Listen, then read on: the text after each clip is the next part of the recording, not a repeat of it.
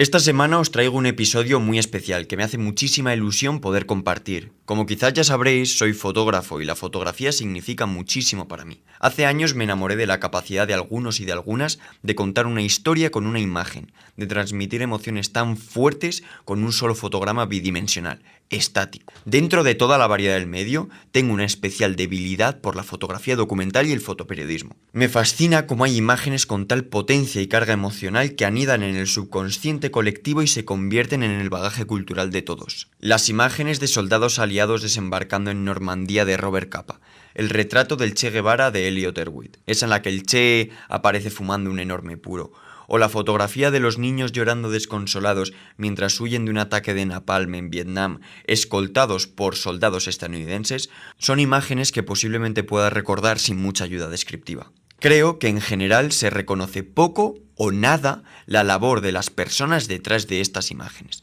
La labor de quien se mete en medio de una guerra con la cámara, el cuaderno y el bolígrafo como únicas armas, con el objetivo de entender lo que está ocurriendo allí y contárselo al mundo. Y es precisamente por esto, por lo que este episodio es tan especial para mí, porque hoy está conmigo en lo que dura un café Luke Dennison, un fotoperiodista americano que desde hace un par de años trabaja en la República Democrática del Congo. Lamentablemente, Luke no habla español, por lo que la conversación de hoy será en inglés, excepcionalmente. Por último, y antes de entrar en materia, me gustaría agradecer a toda la gente que se tomó el tiempo de comentar y compartir el episodio anterior. Gracias a todo el mundo por las críticas, que poco a poco ayudarán a ir mejorando y terminar de definir este programa. Y una vez dicho esto, hablemos, que falta nos hace. Mi nombre es Jon Baldwin y esto es Lo que dura un café.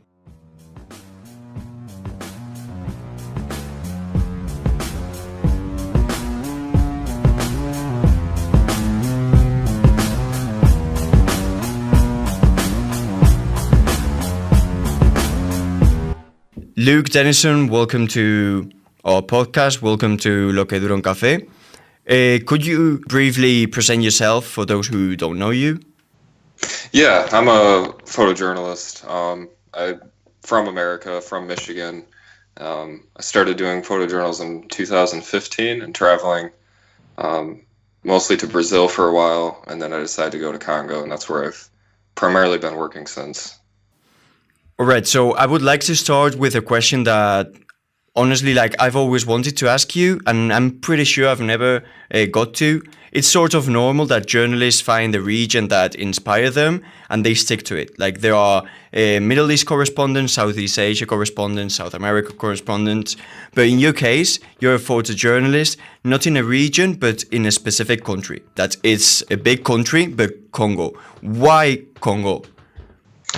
Well, originally, the first time I went to Congo was actually in 2016, and I was, after covering Brazil for a bit, I was doing gang work in Brazil, and I really wanted to dive more into conflict abroad. And being an American, I think, growing up, I was bombarded with news from the Middle East to the point where it was hard to be independent about how I would cover it there. That's one reason I didn't go to the Middle East was that, and another reason being that I just think in general, again, I mean, it comes back to the same reason, but like photography wise, I think I got bored of pictures of deserts and AKs. So, Yeah, I see. And it was hard for me from a creative basis to see what kind of work I wanted to make there. Yeah. So I chose Congo because I knew a little bit about what was going on there at the time. And I originally wanted to do a story about refugees and the displaced people there. And going in, I thought I knew something, but I got there and realized that I really knew nothing. And what intrigued me so much and what made me come back was just the juxtapositions of Congo. So, I mean, you have like this incredibly beautiful country, but it's rattled by war. And so I think that was the initial thing that drew me in. Like I couldn't imagine how a place so rich minerally and so beautiful and so much potential could be sucked into all this corruption and war constantly. So that's what intrigued me so much about Congo and what made me come back and is making me stay. Yeah, you've said that when you got there, you discovered you really knew nothing about Congo. You've seen it, you've been there, you lived there. Do you feel that Western media talks well about Congo and Africa in general? There's hardly anything about Congo these days. And when something does come out of Congo, I think the most recent stories coming out of there are completely about Ebola. And in general, the main stories that come out of Congo are either major wars, like the last time Congo was in the news was when the M23 rebellion came in 2013. Yeah. And since then, there's been pretty much radio silence after that. It's like, okay, that happened. No other stories need to be told until Ebola. So I think that kind of representation from the media of it only jumps when there's something awful happening. Yeah. And I think it's all that radio silence in between that really interests me. All the stories that are happening, that continue to happen, that nobody's really aware of. Yeah. And on Africa on a larger scale, I think that's also a thing. I don't know much about Africa beyond Congo, honestly. Yeah. I've been to Rwanda and Congo. So I wouldn't claim to be an expert on the continent by any means, or even Congo for that matter. I'm still learning, but I think in general that's how the media portrays Africa, and it's unfortunate really because there's so much that's happening there that's really important to know about. Yeah, you see, I get the feeling through mainstream media about Africa that you get a big story every few months about disease or famine or war or a coup d'etat or some corrupt dictator doing something terrible. But there's just an article every few months with no context or anything. But do you think this is fault of the media or the consumers of media?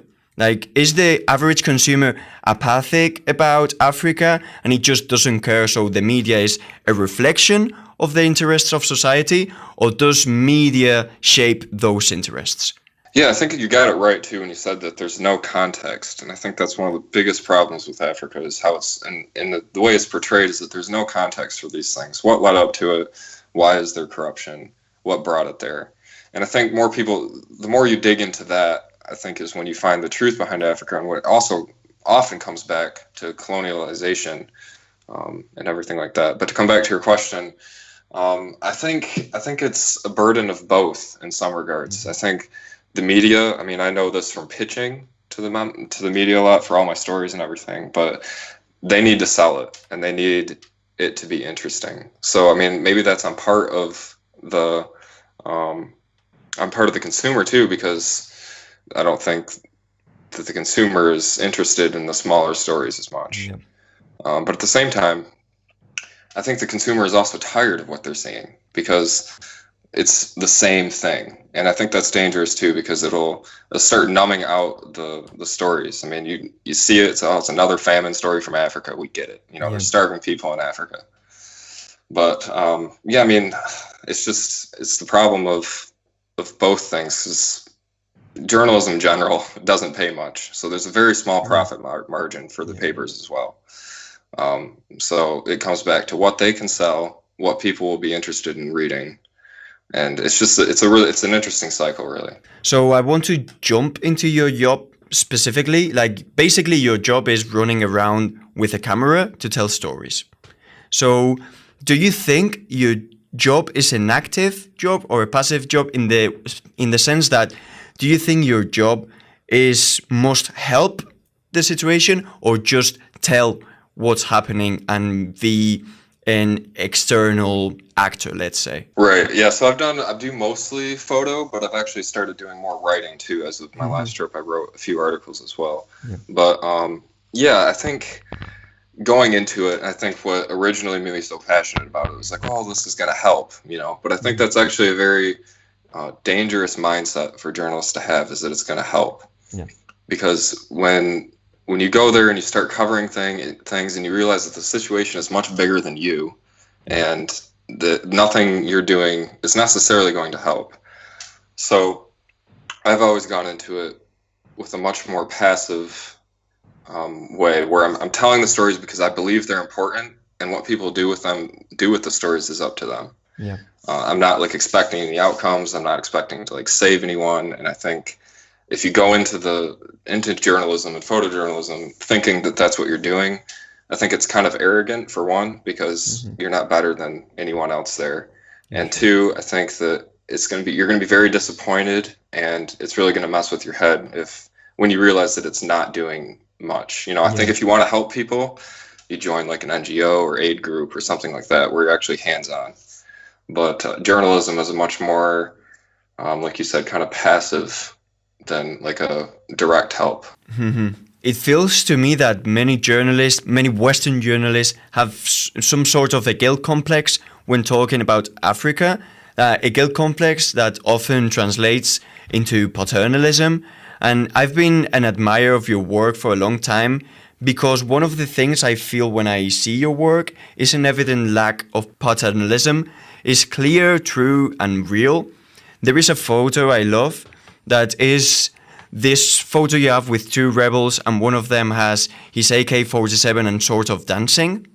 And I think this represents well what I mean with this. While other photojournalists may focus on the morbid side, you tend to focus more on the human side. And I don't know if this is something you do on purpose and you've thought about it, or it just came natural to you. No, it's definitely something that I think about, and I always strive to do too, is that it's very hard to build that bridge from Africa to the Western world. And I think not that only the Western world needs to know about Africa, but they need to see it in a different way. Mm-hmm. And if there's no connection, if there's no human connection, if they can somehow distance themselves to what's happening, then I think it's even less effective in getting the story across.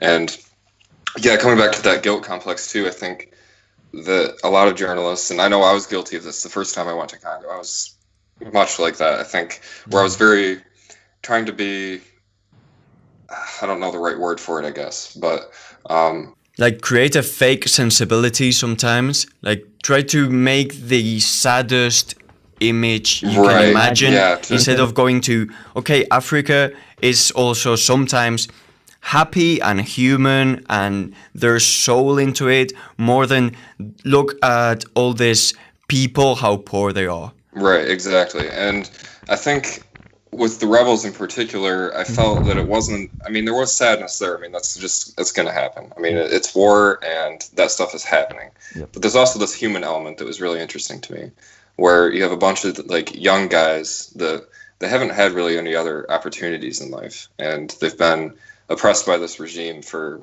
so many years now that they think that it would be better for them to leave their villages, leave school, and just take up arms because life in the bush is better. Yep.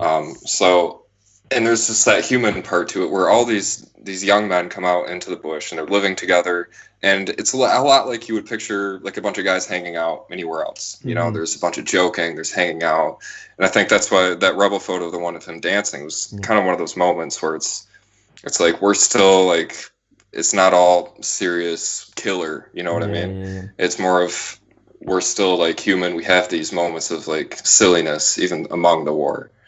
So yeah, I think trying to focus on that, and it's still very hard for me in order to build those bridges from Africa to the Western world, because I think there's been so much of the other kind of stuff that's been coming out that just numbs out society in a certain way, where they've seen it, they're tired of it, and they can just dismiss it. Yeah, now that you're talking about there's rebels and being in the bush and all that, how do you get to be in the bush with them? Yeah, so it's funny, the first story I did on my return when I was there for 5 months last time, the first story I did, I was up in this village named Kiwanja, and it's near Rutshuru territory, which is right along the border of Uganda. Mm-hmm. And I was doing a story about rape victims of rebel groups. Yeah. And my fixer there, he's local, he grew up in the village, he knows everything really well. And one of the nights I was there, this was actually, that night I was finishing up with the subject, and one of the security people saw me, so we went back to my hotel and just hid because there was a pretty high chance of being arrested, because they had told me the previous day. Anyways, so the next morning I get a text from my fixer, and he tells me, he said, "The my, they're at your hotel." And it caught me off guard, because why would a rebel group be in my hotel? Sorry, can I interrupt you for a second? And could you explain briefly, for those who don't know, what's a fixer?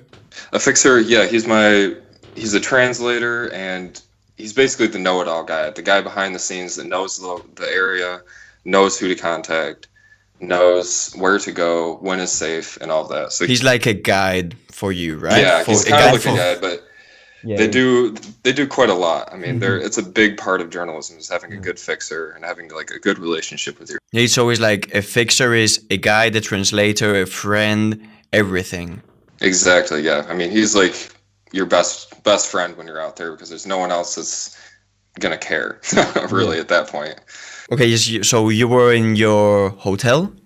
Yeah, it was more of a church's guest house. Yeah. But anyways, he texted me and told me that these Mai rebels had come into my hotel, and so he came in and we talked, and I wanted to interview and photograph some of them just because they were already there, and that's when we learned that they were there to do peace talks with an NGO to see if they could put down their weapons and get back into society if they could make a deal. And I was interviewing this one boy, I can't remember his exact age, he was either 14 or 15. And he was part of the rebel group, and he made the food for them and carried their weapons. So he wasn't an active fighter. Yeah. And just sitting there and talking to him and seeing all these other guys interact, it just got me really interested in this idea of, like I said before, young men in war and how that they have this whole other life apart from society. Yeah, I see. So I went back to Goma and I started working on other stories, but I always had in the back of my mind that I wanted to actually meet rebels out in the bush. And my fixer, suddenly he realized that he had this childhood friend that he went to school with, that joined the rebels when he was in university. So he went to university for 3 years, I think, and then left to join the rebels. Yeah, okay. And which is pretty rare because these guys, I mean, they usually don't go to university. They don't usually have the opportunity to. So he was pretty highly educated. He knew English fluently, even better than my fixer. So it worked out perfectly. And it took a few months for me to meet up with them because they were fighting every day and it wasn't safe for me to join them yet. But eventually, after a few months of discussing the plan, we made it happen. Okay, so the other day I was reading a book on Africa, and this book, it was a conversation between two Spanish journalists about Africa. And one of them said a quote that I'm going to quote it as he said it. Rulers in Congo and other African countries have been even worse than the colonial rule. Well, maybe not Congo, as Leopold II was at the peak of cruelty. It's not the first time I hear this. African countries that have been in wars for decades start to generate some sort of romanticism towards colonial times, as it wasn't great, but at least there was order and peace and safety. And I'm really interested in what's the feeling in Congo towards the colonial times, as is being one of the most cruel colonial rule ever in history, but at the same time, they've been in war for almost 60 years non-stop. Yeah, they despise it. They absolutely hate the colonial era, and they still feel in some way that they're still tied down by it in some way. I think that comes in forms of corruption, because in some ways they are still tied down by foreign powers controlling their country, because there's so much mineral wealth in Congo, and the UN has such a large presence that it feels like they're still in some way being controlled by outside sources. And even I stuck out like a sore thumb there because I'm a very tall white American. Yeah. And I would run into sometimes, this one man followed me down the street once, and in what bits of Swahili and French I understood, he was basically telling me to get out of his country and all that stuff. And even the kids in Eastern Congo and up in that Rutshuru area, kids, when I would walk by, they would call me the marauder, because it's a term that they use for white people. You're the marauder of like the national park and all this stuff. So they have it's very ingrained, and I think they still feel like that they can't escape the colonial past. I wouldn't say that in any way they romanticize about it, because they despise it so strongly.